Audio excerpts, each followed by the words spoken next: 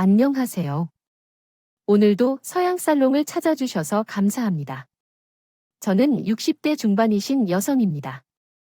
아직도 마음은 30 몇 살처럼 젊기만 한데 어느새 이런 나이가 되었네요. 지금 시대에는 60도 젊다고 하잖아요.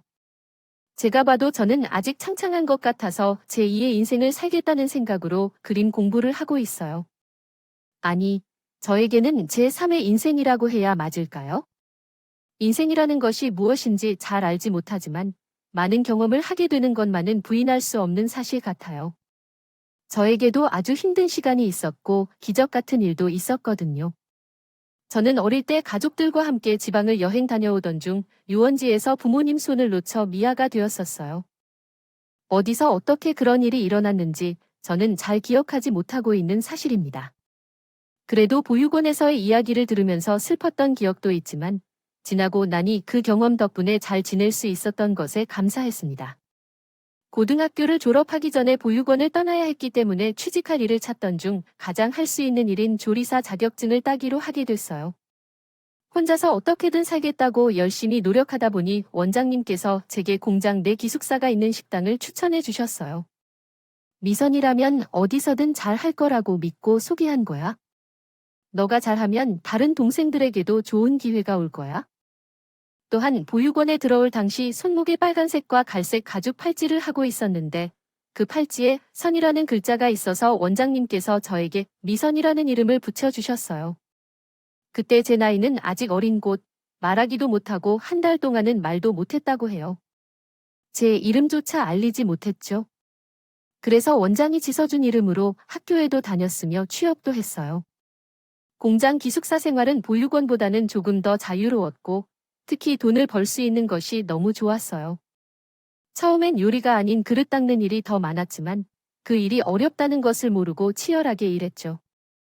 돈을 벌어서 작은 자취방을 얻는 것이 꿈이었는데 매달 저축통장이 찼을 때 너무 뿌듯했고 자취방을 얻는 날 새 가구를 사는 상상을 하며 어려움에도 관계없이 참고 움직였어요. 공장에서 1년이 지나던 때 요리를 개인적으로 할 수 있는 일자리에 있었고 조리장과 함께 매일 들어오는 야채나 해산물 같은 재료를 검토하며 차에서 내려주기도 했어요. 여성이라는 이유로 조금 어려운 일도 있었지만 반장님께서 저를 신뢰해 주셨기 때문에 함께 할 수 있다고 생각해서 정말 뿌듯했답니다. 그러던 중에 남편을 처음 만나게 되었어요. 본사에서 내려온 남편은 사무직이었고 식당에서 식사를 하는 일이 거의 없어 보였어요. 그러던 어느 날 식재료를 나르고 있는데 제가 접근하는 것을 보고 와, 이게 정말 신선하고 좋네요. 이제부터 저도 점심을 여기서 먹어야겠어요 라고 얘기하더군요. 당시에는 더 나은 직업을 갖기 위한 욕망으로 30분 거리의 야간 대학에 다니고 있었어요. 영양사 자격증을 취득하면 직접 식당을 운영할 수 있고 야간 수업이라도 대학 졸업장이므로 월급도 더 늘 수 있을 것이라 생각했죠. 장학금을 받기 위해 열심히 공부하고 일도 하고 있었는데 그때는 남성이든 여성이든 남자든 여자든 무심코 눈에 띄는 일은 없었어요. 그렇게 어느 날 학교에 가기 위해 공장을 나서는데 그 사람이 차를 몰고 다가와서 제 이름을 부르더라고요. 학교에 가는 중이라며 차에 태워다 달라 했어요. 괜찮아요. 버스를 타면 30분 걸리는데 괜히 폐만 끼치기 싫어요 라고 말씀드렸는데 폐가 어딨어요. 제가 그 방향으로 가는 길이니까 그냥 타세요. 버스비도 아끼고 좋잖아요 하자 혹해서 남자의 차에 타게 되었고 그날부터 그 사람은 만날 때면 학교 근처까지 바래다 주곤 했어요. 처음 만난 순간부터 친근한 남편에게 조금씩 마음이 빼앗겼죠. 그전까지 그러한 친절함과 따뜻한 대우를 받아본 적이 많지 않았거든요. 더불어 남자가 먼저 다가오고 상냥하게 대해줘서 꿈인 것 같았어요. 어느새 남편과 사귀게 되어 남편의 자취방에도 자주 드나들게 되었고 그렇게 1년이 지난 후 결혼 이야기가 나왔어요. 그 당시 남편은 서울에 위치한 본사로 이직하는 중이었고 그에 대한 제안엔 기쁨을 감출 수 없었죠. 그러나 저는 남편의 집안에서는 환영받지 못할 것이라고 생각했습니다. 왜냐하면 나는 혼자이고 보육원에서 자랐으며 이러한 배경을 가진 여성을 호려할 부모님이 없을 것이라고 짐작을 했거든요. 말했습니다. 내 아버지도 어릴 적에 돌아가셔서 잘 기억이 나지 않는데 나도 반은 고아라 할 수밖에 없겠지. 결혼을 희망하는 건 다른 여자가 아니라 바로 너, 미선이야. 그러자 어머니는 반대하지 않을 수 없다며 말했습니다. 어머니에게 말씀드렸을 때 상관없어요. 내가 좋다면 상관없다고 하셔서 하자. 몹시 감동해서 눈물이 흘렀고 남편은 저를 단다듬었습니다. 내가 좋아하는 남자와 결혼하는 건 정말 꿈만 같아. 그러나 결혼 후에는 어느 점이 문제가 있었습니다. 서울로 이주한 후에는 다니던 학교를 그만두어야만 했거든요. 학교를 그만두기 싫었기에 여러 방안을 고려했고 알아본 결과 서울에서 학점을 인정받을 수 있는 학교로 이전하기로 결정했어요. 이러한 가운데 휴학을 결정한 후의 마음은 참으로 이상했고 누구보다 열심히 했지만 영양사 자격증을 꼭 취득하고 싶었기 때문에 아쉬움이 컸습니다. 그러나 앞으로의 희망으로부터 마음을 다잡을 수 있었고 많은 사람들의 축하 속에 서울로 옮겨와 남편과 결혼식을 올리게 되었습니다. 꿈 같은 신혼생활을 시작했어요. 보육원에서 자라온 저에게는 가족이 생겨나는 일이 정말 벅차고 감동적이었습니다. 공장 식당의 반장님과 손을 잡으며 결혼식장을 걸었을 때부터 결혼식이 끝날 때까지 계속 눈물이 나왔어요. 신부가 결혼식에서 울면 아들이 낳는다고 말했기 때문에 남편의 농담에 웃음을 감추지 못했지만 눈물은 멈추지 않았습니다. 가족으로서의 새로운 책임을 느끼며 결혼식을 진행하여 감사한 마음을 느꼈어요. 결혼 후 2년 동안은 시어머니와의 갈등 없이 잘 지냈지만 결혼 1년 만에 제가 서울의 야간 대학에 다니려는 계획이 무산되었습니다. 아이가 생겼기 때문에 곧바로 학업을 포기할 수밖에 없었습니다. 그러나 나중에 다시 공부를 이어가겠다는 다짐은 하고 있었어요.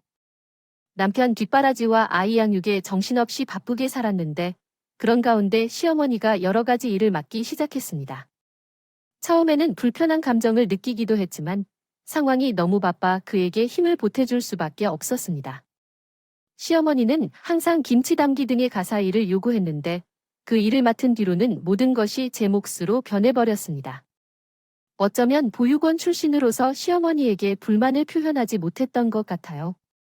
그 시절에는 아이 양육과 가정 운영에 정신이 팔릴 만큼 바쁜 일상 속에 살았습니다.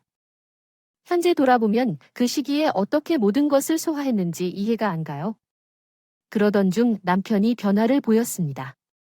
생활비가 줄어든다며 장난을 치고 돈이 줄어든 이유를 물었을 때 회사 상황이나 자신의 처사에 대해 걱정해주는 모습을 보였습니다. 그러나 점점 자신만의 의견을 내세우기 시작했고 이에 대해 억울함을 느꼈습니다. 저는 아이들에게 좋은 음식을 먹이고 남편에게 보약을 챙기면서 어떻게든 절약하려고 노력하지만요.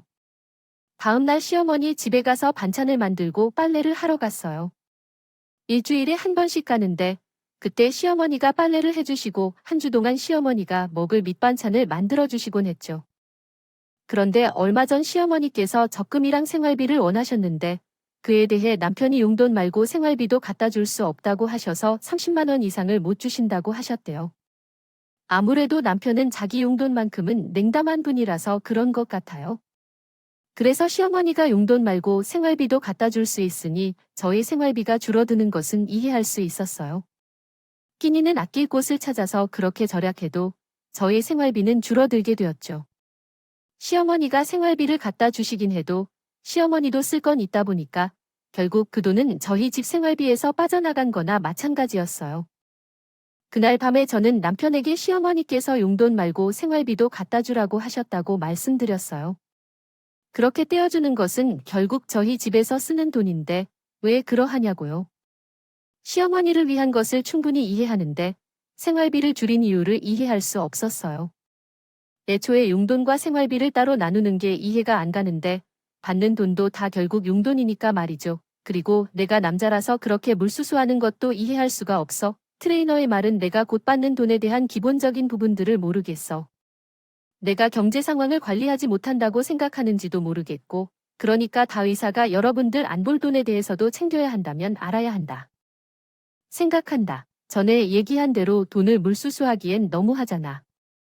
당신이 1,000만 원 주겠다고 해도 뭐가 나서 빼고는 약속을 추입니 다음이 남을 만나서는 안 된다. 그 자신이 벌어오는 돈은 너가 모두 지불하려 할 때 꼭꼭 즐기셔야 합니다. 어떻게든 영리하게 그리고 내가 원하는 모든 거 헤어난 뒤에요. 깨날 생각은 말라 물가가 올라가기에 귀담아 들지 않아 연복과 제 할 일은 중합하는 것들이 떼극이고 사랑하는 부와 자식이 있는지 안 된다면 그 일이라 생각합니다. 그렇게 행동해도 나는 내 아들이 잘 성장하려고 집안에서 받는 양 따라 상황을 지키는데 전념하고 믿어 극복해서 한 번을 했는지 그렇더라도 그런 일에는 넘어가기 어려웠어요. 하지만 다른 부분에서 너무 무시하지 않았다 생각했지만 이렇게 둔장적으로 취급당하기는 처음이었어요. 시어머니도 친정의 노력에 대해 한 번도 자신한 가족에서 함께 보여주지 않았어요. 그러나 학생은 항상 가족을 받고 사랑받는 길이라기에 그렇게 생각하는 이유지당. 일어나 그 일만큼은 넘어가기 너무 어려웠어요. 힘들어서 덜 쓰는 곳을 찾고도 제가 쓰더라도요. 생활비가 부족해서 저는 어쩔 수 없이 시어머니께 말했어요. 어머니, 용돈과 생활비를 받으시잖아요. 그 생활비를 조금 줄이셔도 될까요? 그 이야기를 어머니께 드리고 저희 집 쓸 돈이 얼마 되지 않아서 부족해요. 어머니께서는 시어머니가 드리는 건 상당히 제한적이세요. 이야기를 좀 들었는데 근사한 식재료가 많이 필요하다고 생각해요. 양도 적은 정우도 있고 먹는 것을 고려하여 사야 하는데 실제로 이렇게 많이 사용하지 않아 살리기만 하게 될 것 같지 않나요? 그래서 이번에는 우리의 처음 돈을 제외한 나머지를 받아서 사용할 수 있도록 얘기했습니다. 그게 무슨 말씀이세요? 그가 그렇게 하겠다고 약속했어요. 이야기는 이미 전화로 나누었고 아무튼 귀가하면 다시 되풀이하지 않게 하라고 했습니다. 아니요. 제가 푹푹대는데 중요한 이야기를 나누었다면 어떻게 하시겠습니까? 살림은 전문가거든요. 그리고 많은 장을 구매해야 한다고 했지만 그것은 어머니께서 드실 것까지 고려한 것이에요. 어머니께서는 항상 장부탁을 해오셨지만 한 번도 장 보러 가도록 한 적이 없었어요. 이 아이가 그냥 내가 못된 시험을 보란 거야? 그런 게 아니에요. 사실을 말하고 싶었어요. 시끄러워. 이 아이는 이젠 진지해진 것 같아. 내가 벌지도 않은 돈을 쓰면서 계속 유색해 보이고 싶어 하는 걸 느낀다. 당신은 앞으로 얼마나 속이 시원할까요? 사회적인 매너가 필요한 사람이에요. 그리고 갑자기 예기치 않은 상황이 생길 수 있다고요. 생각지 못한 친구를 만날 때도 있으며 그럴 때 돈이 없어서 정확한 모습을 보이지 못하니까 제 체면이 어떻게 되죠? 다른 시어머니들은 남편을 기르는데 도움을 준다고 하던데 왜 당신은 늘 울소리만 하는 건가요?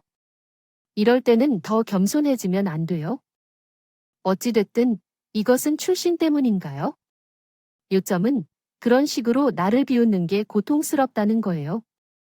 정말 울고 싶지만 단 한 사람도 없는 상황에서는 그냥 혼자 참는 수밖에 없었어요. 결국 집 근처에서 할 수 있는 일을 찾아서 가까운 식당에서 마늘과 양파를 까는 일을 해야 했습니다. 밤에는 집에서 인형 눈을 붙여주는 일도 했죠. 손이 부르트게 하루 종일 일해도 손에 쥘 만큼 받을 게 거의 없지만 그래도 돈을 벌어야 살림비를 충당할 수 있었어요. 그렇게 나는 부업을 하게 되었습니다. 시어머니가 전화를 했어요. 예, 너 이런다는 식당이 있는 그 사장. 우리 집에서도 가까운데 내 며느리가 그런 데서 일하는 거 알면 내가 뭐가 되니? 또 내 남편 체면은 어떻게 할 거야? 좀 먼 데 가서 일을 구하든지 하재 사람 창피하게 할 거야? 어머니, 제가 너무 먼 데로 가면 정우는 어떡하고요? 제가 며느리라는 거 아는 사람 없어요? 어머니랑 제가 같이 다닌 적이 없고 제가 말하지도 않는데 누가 알겠어요, 어머니? 식당도 저 간 적 없잖아요. 그러니까 그런 걱정은 하지 마세요. 제가 물러서지 않자 시어머니는 좀 놀란 것 같았어요. 그도 그럴게. 결혼하고 단 한 번도 시어머니 말하는 거에 토단 적이 없었거든요. 그 일은 그냥 넘어갔고 시간이 흘러 남편 월급날이 됐어요. 그런데 시어머니가 저한테 돈을 보내지 않더라고요. 저는 바로 시어머니한테 전화를 했어요. 어머니, 오늘 그의 월급날이라 돈 들어왔죠. 저희 생활비 보내주세요. 너 요새 돈 벌잖아. 근데 내가 굳이 보내줘야겠어? 어머니, 그건 어머니가 보내주신 게 모자라서 그거 채우려고 하는 거예요. 그게 몇 푼이나 된다고 그러세요? 넌 내 아들 돈을 그렇게 벗겨 먹고 싶냐? 너도 좀 염치가 있어 봐라. 다른 집 며느리들은 집안이 좋아서 친정에서 돈을 가져오든가 아니면 쥐가 나가서 그렇게 잘 본다는데 내 팔자는 이게 뭐지? 보이려면 우리한테 돈을 줘야 되네. 아니, 우리가 쓸 돈을 가져가 놓고서 자기가 돈을 준다고 하니 이건 완전히 적반하장이었어요. 하지만 제가 뭐라고 하기도 전에 시어머니는 하나뿐인 아들인데 사돈도 없는 집 여자가 들어와서 아주 퍽퍽한 짓은 지가 혼자 다 해요. 맨날 돈 없다 징징대기나 하니 복이 들어오다곤 나가겠다. 저는 그 순간 시어머니한테 그나마 있는 전까지 뚝 떨어졌어요. 제가 한참 딸리는 건 사실이었지만 그런 모욕을 계속 들으면 누구라도 마음이 상할 일이죠. 결국 아이를 데리고 나가서 일할 곳을 찾았어요. 그러다가 어찌어찌 예전에 일하던 공장 주방 반장님이 작은 급식 회사를 차렸다는 걸 알게 됐고 제가 연락을 하니 바로 일자리를 마련해 주셨어요. 아이도 데리고 나와서 한쪽에서 돌보면서 일할 수 있도록 해주셨죠. 그때만 해도 3살박이 아이를 맡길 만한 어린이집이 드물 때여서 아이 맡아줄 것을 찾는 건 하늘의 별 따기였어요. 지금도 아이 맞아줄 사람이나 어린이집 찾는 게 힘들지만 더 힘들었고 그것도 돈이 있어야만 가능한 일이었죠. 사람이 아주 죽으라는 법은 없다고 사장님이 된 반장님과 연결이 된 건 정말 천원이었어요. 게다가 저는 사장님한테 더 기막힌 이야기도 들었어요. 자기 남편 말이야 나도 몰랐다가 퇴사하기 전에 본사에 갔다가 들었는데 한 번 이혼했었다더라. 그게 남자 어머니가 괴롭히는 것도 장난 아닌데다가 자기 남편도 한성 가랬대. 그 여자도 집이 좀 어려웠다던데 견디지 못하고 나갔다고 하더라. 자기는 괜찮아. 혹시 무슨 일 있으면 나한테 꼭 말해라며 걱정해 주시는데 저는 꼭 남편하고 시어머니한테 속은 것 같고 그 배신감이 너무 크니 오히려 아무 말도 할 수 없었어요. 그때는 몰랐지만 남편은 고스톱을 너무 좋아해서 큰 돈 거는 것도 좋아했고 그게 문제가 돼서 회사에서 쫓겨날 뻔한 적도 있다고 하더라고요. 그래서 시어머니가 남편한테 돈을 달라고 하는 것 같기도 했어요. 게다가 그동안 제가 겪은 일만 생각해봐도 남편과 이혼하고 헤어졌다는 그 여자의 심정을 알 것 같았어요. 하지만 저에게는 그럴 용기가 사람들의 눈길도 없었고 남편과 헤어지면 다시는 나에게 가족이 생기지 않을지도 모른다는 두려움이 있었어요. 제 아들이 저처럼 아빠를 그리워하며 살게 하고 싶지 않았고 어떻게든 참고 살아야만 했습니다. 정말로 악착같이 살았고 남편과 시어머니가 어떤 모욕을 하더라도 제 아들만 잘 되면 된다는 마음가짐으로 견뎌왔어요. 그러나 정말로 더는 견딜 수 없는 일이 발생했어요. 아들이 초등학교 3학년이 되었을 때였습니다. 아이가 학교에서 미술대회에 참가하게 되었다고 해서 그림을 잘 그려서 담임 선생님의 추천으로 참가하는 것이었고 아이가 정말 기뻐했고 나도 매우 기뻤습니다. 그때 아이가 쓰던 스케치북이나 물감 그리고 연필 등이 제대로 준비되지 않았기 때문에 제가 선생님께 무엇을 구입해주면 좋을지 물어봤습니다. 그러나 미술용품들이 생각보다 꽤 많은 비용이 들어가게 되었지만 아들이 선생님의 추천으로 미술대회에 참가한다는데 그 정도 돈은 문제가 되지 않았습니다. 저는 아이에게 미술 도구들을 새로 사주고 미술대회 당일 제가 동반할 수 없었기 때문에 대신 선생님과 함께 맛있는 것을 먹고 잘하고 와라고 돈을 아이에게 주고 보냈습니다. 그런데 출근한 지 얼마 되지 않아 아이가 울면서 직장으로 전화를 했습니다. 할머니가 와서 돈과 미술 도구를 모두 가져간 것이었어요. 이해가 되지 않아 다시 물어봤더니 할머니가 그것들을 가져간다며 미술 도구까지 왜 가져갔냐고 물어봤더니 너답게 살아라니 이런 미술 대회가 뭐냐고 너나는 예쁘게 살라니 위선한 짓이 뭐냐라고 말씀했습니다. 가능도 않은 할머니의 말에 너무 상처받은 제가 당장 시댁으로 향해 갔지요.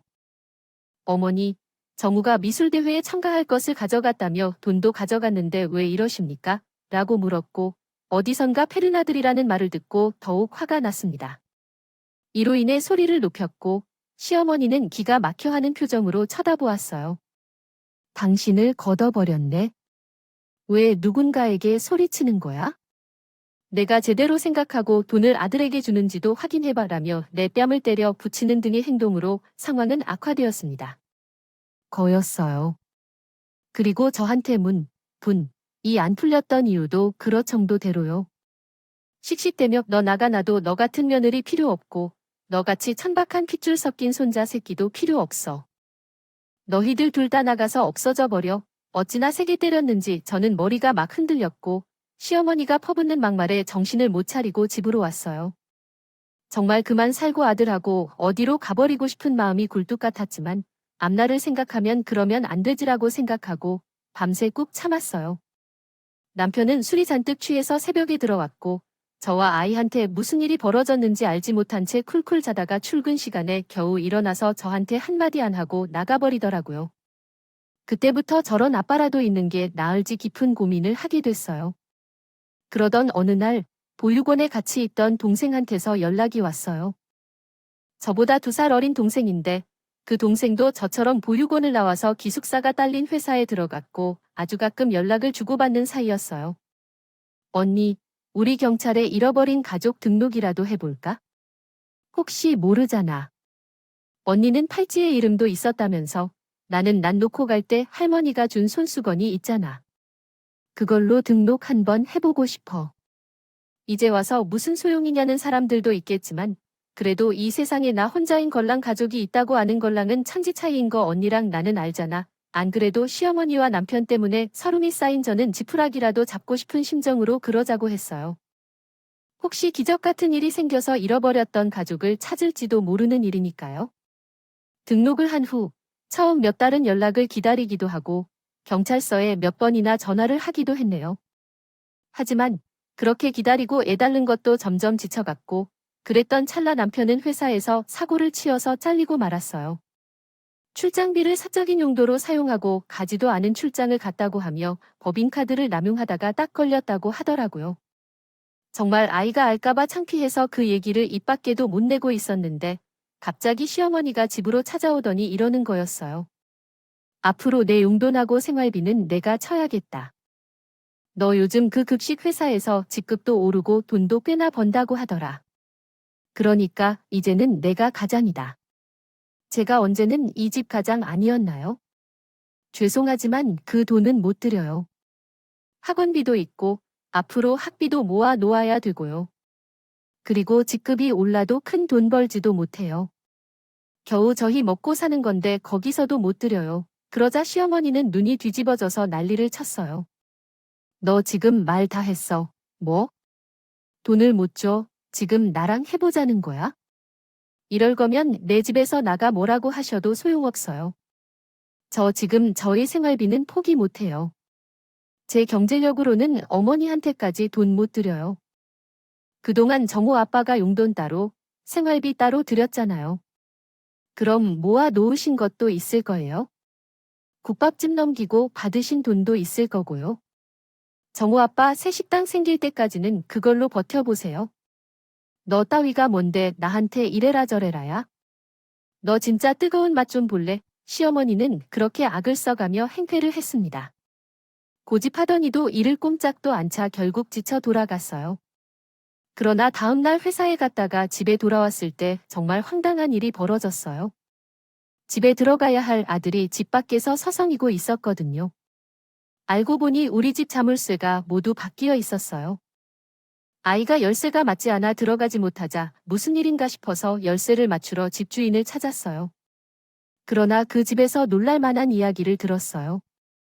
낮에 그 집주인 할머니가 와서 자물쇠를 모두 바꾸고 열쇠가 맞지 않아도 할 돈까지 주고 갔는데 아줌마는 거기 산다고 하더니 사장님을 비관적으로 바라봤어요. 아무래도 옆에는 집 밖에서 하루 종일 살던 아들이 있어서 왜 모르겠겠어요. 저는 집으로 전화도 해보고 남편에게도 전화를 했지만 아무도 전화를 받지 않았어요. 그래서 별수 없이 시어머니 집으로 가야 했는데 시어머니는 저를 집 안으로 들이지 않고 밖으로 쫓아내며 얘야, 제대로 된 시댁도 없고 가족도 없는 이가 우리한테 돈도 못 주겠다며 내가 이 집에 있을 필요가 있니? 됐으니까 그냥 떠나라.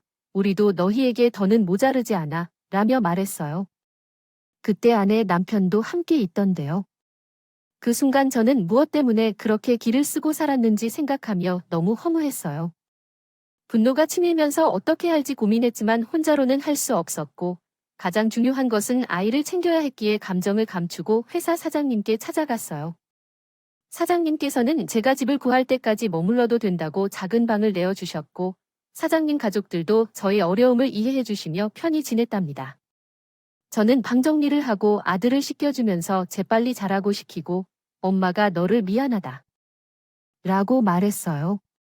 그때 어린 아들이 예상치 못한 말을 하더라고요. 엄마, 이혼하자. 난 괜찮은데. 우리만 해도 엄마 아빠 이혼이 더 나을 것 같아. 나는 엄마랑 둘만 살아도 괜찮아 하면서 차분하게 말했어요. 그 말을 듣고 나니 눈물이 쏟아지더래요. 감정을 억눌려 못 참고 아이를 껴안으며 통곡했죠. 그 후 아이를 위해서라도 더 열심히 살겠다고 다짐했어요. 시어머니랑 남편은 제가 갈 데가 없기에 그렇게 잘못했다고 믿으면서 되돌아올 거라 생각했는데 다시 돌아가서 저렇게 괴롭게 사는 것보단 아들 말대로 둘이 마음 편한 게 나아 보였어요. 사장님은 저를 승진시키고 더 편하게 일하고 월급을 많이 받을 수 있도록 노력해 주셨어요. 한 달 동안 사장님 집에서 신세를 족하게 지었고 결과적으로 제 아들과 함께 옥탑방을 얻어 나가게 되었답니다. 두 사람이 서로 겁내지 말고 열심히 살자고 다짐하면서 그런 결심이 이루어질 것 같다고 생각되는 저의 모자의 마음이 곧하늘에 닿았는지 함께 알 수 없었어요. 잊고 지낸 한동안 경찰서에서 전화가 왔다고 하는데 정말 믿기 어려워서 몇 번도 진짜냐고 물어봤고 잠도 오지 않아 아이가 자고 있는 것만 확인하고 즉시 경찰서로 달려갔답니다. 경찰서 담당 형사는 내일 올 예정이었는데 저를 가족을 만날 수 있게끔 따뜻한 커피를 한 잔 갖다 주었어요. 며칠 전 어떤 할머니가 딸을 매우 어렸을 때 잃어버렸다고 하여 등록 여부를 확인하기 위해 찾아왔더라고요. 그런데 김미선 씨가 가족 팔찌를 가지고 있었고 똑같은 가족 팔찌를 가진 할머니를 만났는데 그 팔찌에는 이름이 영선으로 적혀 있었지만 영자만 지워져 선만 보였다고 하더라고요. 잃어버린 유원지는 김미선 씨가 있던 보육원에서 약 1시간 정도 떨어져 있었고 그때의 옷차림과 잃어버린 사람의 이야기가 정확히 일치했다고 하더라고요. 저는 너무 떨려서 가만히 앉아있지 못하다가 결국 집에 돌아가 밤을 새웠는데 아이를 학교로 보낸 후 다시 회사에 사정을 말하고 경찰서를 찾았어요. 기다린 지 몇 시간 후에 드디어 찾아온 할머니를 만날 수 있었어요. 할머니는 저보다 나이가 조금 많은 남자와 함께 오셨는데 우리를 보자마자 눈물을 글썽였어요. 우리 영선이 얼굴이 남아있네. 영선이가 맞네. 영선아, 우리가 널 얼마나 찾았는데 이렇게 가까운 곳에 있었던 걸 몰랐다니. 엄마가 바보야. 엄마가 너무 미안해. 영선아, 엄마가 잘못했어. 엄마야. 진짜 엄마 맞아. 내 엄마야. 저는 목이 메어 말할 수 없었는데 옆에서 남자가 말했어요. 영선아, 맞아. 내가 오빠야. 영선아, 혼자서 이렇게 잘 자랐네. 우리 꼬맹이. 그렇게 30여 년 만에 만난 엄마는 저를 붙잡고 통곡을 하셨고 오빠도 제 어깨를 잡아 울었어요. 저는 꿈인지 생시인지 모르겠지만 눈물이 나서 세 사람은 경찰서에서 한동안 울었어요. 저를 잃어버린 아빠와 엄마는 온 사방을 찾아다니고 제가 잃어버린 사실을 경찰서에 등록하고 찾아달라고 간청했고 친척들에게도 부탁했다가 해외로 떠났어요. 그동안 저는 전혀 마음 편안할 적이 없었는데 얼마 전 아빠가 돌아가시고 난 후 엄마는 죽기 전에 단 한 번이라도 저를 만나고 싶어 해 경찰서에 찾아왔다는 거였어요. 제뿐만 아니라 가족들도 힘든 시간을 보냈던 것 같아 마음이 아파서 더욱 눈물이 나왔어요. 너 김미선이 아니고 박영선이야? 영선아, 이렇게 다시 보게 돼서 정말 꿈만 같아 하면서 오빠는 제 손을 꼭 잡고 웃게 되더라고요.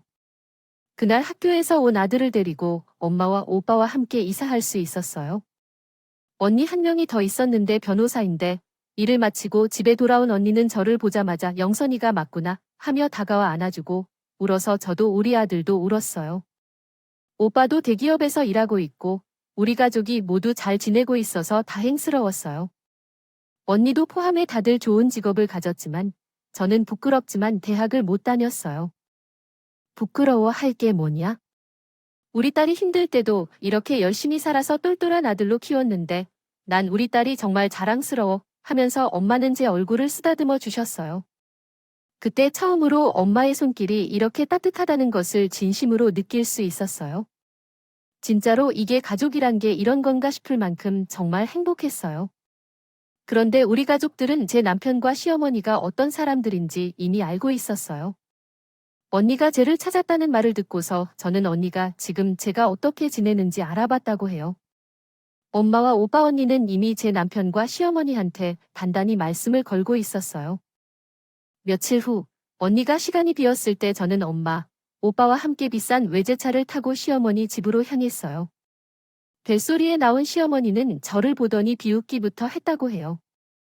왜 나가서 고생 좀 해보니까 돈 줄 생각이 들디라는 그 말에 뒤에 있던 엄마가 앞으로 나와서는 다짜고짜 시어머니 머리채를 잡았어요. 너구나 베어 먹지 못한 가시가 라고 시어머니는 이거 놓으라고 난리를 쳤고 저희 참남매가 전부 달려들어서야 겨우 엄마를 떼어 놓았어요. 어리둥절한 시어머니한테 변호사인 언니가 우리 영선이 그쪽 아드님하고 정식으로 이혼 소송할 겁니다. 아주 좋은 변호사를 구하셔야 될 거예요 라며 서류를 안겨주고 가고 단단히 하라고 일러주더군요. 당신들 내가 가만 안 둬 대개 아들. 회사 또 훔쳤었다가 걸려놓고 뭘 잘났다고 큰소리야. 내가 그런 쓰레기 같은 놈 다시는 아무 회사에도 발 못 붙이게 만들고 말 거야. 두고 봐. 내가 해녀 찾을 생각하지도 말고 법정에서 만나려고 했어. 김 과장 아니 파크 과장도 마음 약해지지 말고 절대 연락하지 마. 그리고 다시 한번 축하해. 정말 잘 됐다 라며 제 것처럼 챙겨주셨어요. 그렇게 저는 남편과 시어머니와 연락을 끊고 있었는데 법원에서 두 사람을 만나게 됐어요.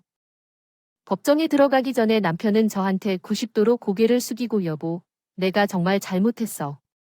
실수였어. 그러니까 어떻게 한 번만 봐주라. 당신 나 좋아했잖아. 우리 좋아서 결혼했잖아 라고 말했어요. 그랬던 나를 정말 주여받고 싶을 만큼 후회하고 있어. 나는 이미 떨어질 정도 없을 만큼 완전히 질렸어. 나한테 가족이 생기지 않았어도 당신이 이랬을까? 아니 당신은 아마 나 거들떠보지도 않았을 거야. 당신, 엄마라는 여자도 그렇고 라고 하는데 시어머니는 제 변호사와 함께 온 언니를 붙잡고 원래 우리 잘 지냈어요.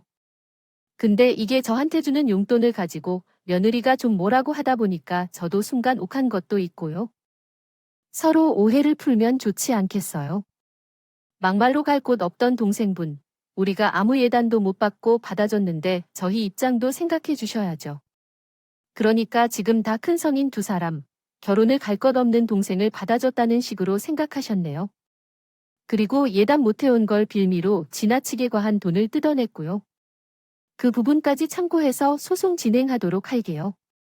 우리 조카 영선이 아들 말 들어보니까 할머니랑 아빠가 아주 대단했더라고요. 어린아이가 학을 따듯 정도면 엄청난 거잖아요. 그리고 회사 간 사이에 집 열쇠까지 바꿔서 해도 못 들어가겠죠. 그건 미성년자에 대한 정서적 폭행에 해당하는 거예요. 이런 것까지 전부 다 해서 위자료 싹 받아낼 거니까 각오하세요. 언니의 똑똑한 말에 시어머니는 얼굴이 파래져서 이제는 한 번만 봐달라고 매달렸지만 저와 언니는 단호하게 뿌리쳤어요. 그리고 언니 동료 변호사 덕분이기도 했죠. 시어머니와 함께 살아온다는 점에서 제 이혼 소송에서 승소하고 위자료를 받게 되었습니다. 당연히 남편과 시어머니가 재산이 부족하여 위자료를 여러 달에 걸쳐 분할 지급하긴 했지만요. 남편은 몇 차례 찾아와서 자신이 잘못했다고 인정해 달라는데 그동안 참고 견디며 살아온 시간들이 마음에 떠올라서 결코 수긍할 수 없을 거라며 거부했습니다. 아들 또한 마찬가지로 참고 살아온 세월이 떠오르며 남편을 냉담히 거부했고 그로 인해 남편은 나를 찾아오지 않게 되었고 위자료를 지불하느라 고생한 후에는 다른 곳으로 떠나버렸다는 이야기만 들었습니다. 그 이후로 나는 방송통신대학교에 입학하여 공부를 하고 영양사 자격증을 취득했습니다. 좋은 분도 만나게 되어 제2의 삶을 살고 있습니다. 어머니는 10년 전에 별세하셨는데 그 전까지는 언제나 어머니 곁에서 살아왔습니다. 현재는 가족들과 함께 편안하게 살고 있습니다. 이야기를 듣는 분들도 저와 같이 좋은 일이 생기길 바라며 어렵더라도 언젠가는 반드시 행복한 일이 찾아올 것이라 믿습니다.